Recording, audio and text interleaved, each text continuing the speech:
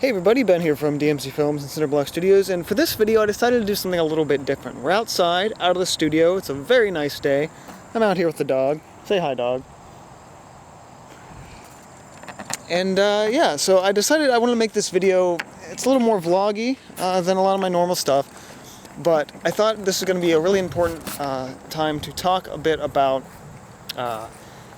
getting out of your regular workspace and either drawing outside or just going out and observing the natural world, specifically if you're doing, like nature landscape painting like I do. Excuse me. Now, I put a video up on recently about going out and getting an actual reference, like if you can get the physical object rather than just the picture. And that's, a really important part of about drawing well and painting well and everything like that. But this is also really important to do, to go out and to really look at stuff that you're painting and the things that you want to draw.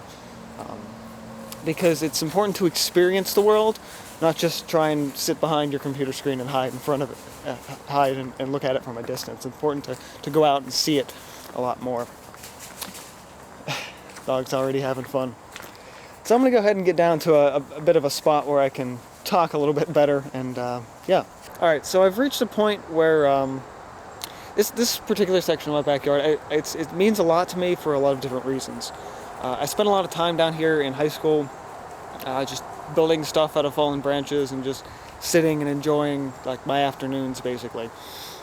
Once college rolled around and post-college, sort of early YouTube channel stuff, I started doing short films down here, and pretty much any of my short films that you see a wooded area, it's literally this exact spot. So particularly the projects Poison and Mushishi House of Seasons were shot predominantly in sort of this area.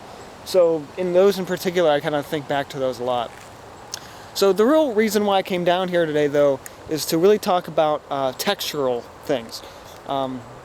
You've heard me, if you've watched any of the live shows, you've heard me talk a bit about the difference between perceived texture and actual texture.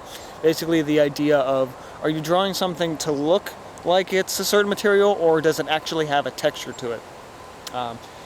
So if you're just down exploring, maybe you're, the place where you live doesn't look, quite like this, a lot of oak trees. Maybe you're in a place where there's palm trees, or it's a desert, or whatever. Heavy, big mountains, wherever you live. Go out and explore your world, basically. Just you sit, take in the breeze and everything. It's really important to get out and to experience stuff.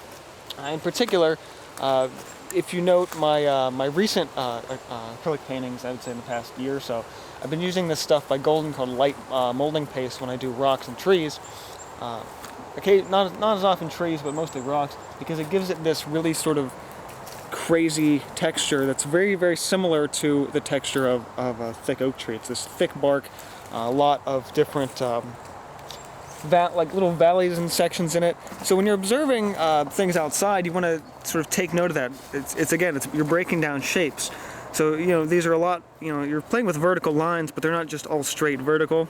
There's all these little sections in the crevices and everything that comes down. All these little shadowed areas down and around.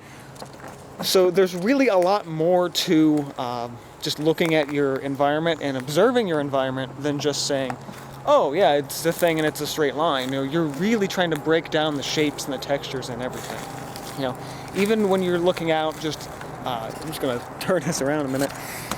Looking out to say a little bit of a wider area, there are sections of the sun that are sort of peeking down in, and those are individual shapes that are being made just in this particular section, the viewfinder, but it flattens the image a bit for you. But when you're out, you're seeing things in a three-dimensional space, which you just wouldn't really be seeing otherwise. So again, go down wherever you live. Just if you have the time, that's kind of important too. Take a day off work, whenever you have a day off school, just go out in your environment, even like rain or shine, doesn't matter. Go out with an umbrella, just go out, sit, and really look at what you're doing. Another good thing, good way to do this is if you have errands to run, pick somewhere close to where you live that you would normally drive. Something I would say within 2 to 3 miles or less, and walk there instead of driving there. I've done this a handful of times, and it is a totally different experience. You think, oh, I know all of this stuff where I live and everything like that. You don't. You really don't. You will see things that you never knew existed. Just little patches of grass on the side of the road, wildflowers popping up in places. Maybe you notice a stream coming between the little stream of water coming. I mean, you will see things you don't know are there. And so next time you're driving past, you're like, oh yeah, I know there's this thing over there.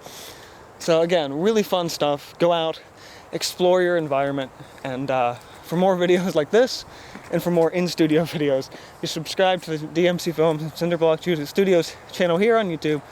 This is Ben, I'm out of breath. See you guys next time.